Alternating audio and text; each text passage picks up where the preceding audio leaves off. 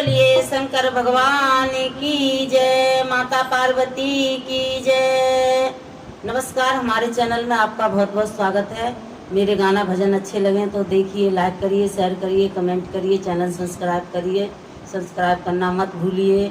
और हम आज आपको भोले बाबा का बहुत ही प्यारा भजन सुना रहे हैं, वो भी भोजपुरी में। और भोजपुरी भजन मुझे बहुत पसंद है, मुझे बहुत अच्छा लगता है। भजन कोई भी हो, भगवान का भजन होता है, बहुत ही प्यारा होता है। भाषा कोई भी हो, बहुत ही प्यारी होती है। भजन देखिए, लाइव देख के भजन का आनंद लीजिए। चैनल लाल बटन दबाना मत भूलिए। और हम भोले बाबा का भजन गा रहे हैं।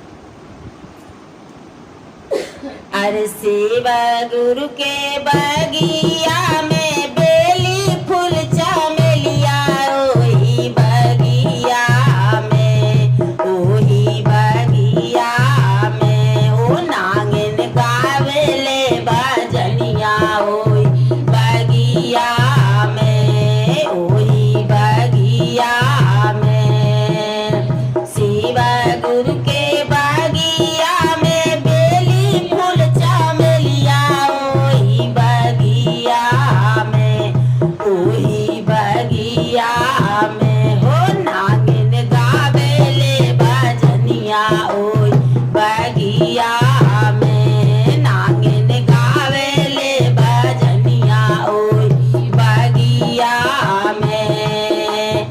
नागिन के आवाज सुन के शिव गुरु अइलन, ओही बगिया में, ओही बगिया में।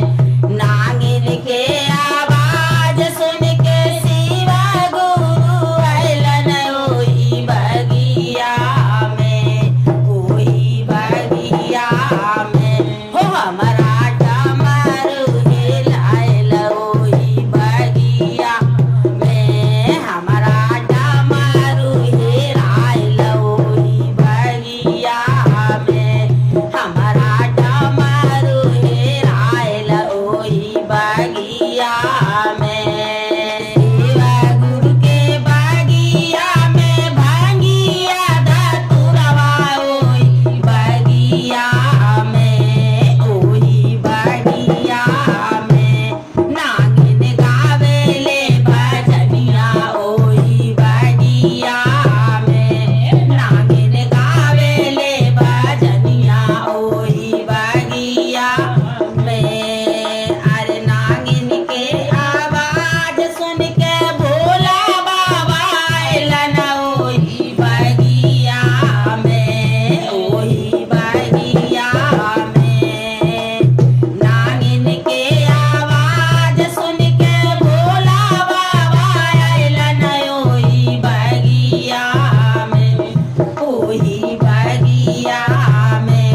हमारा त्रिशूल हेराइल, ओही बगिया में, हमारा त्रिशूल हेराइल, ओही बगिया में, ओही बगिया में। शिव गुरु के बगिया में गाजा बेला पतवा, ओही बगिया में हो, ओही बगिया में। नागिन गावेले भजनिया, ओही बगिया में, नागिन गावेले भजनिया।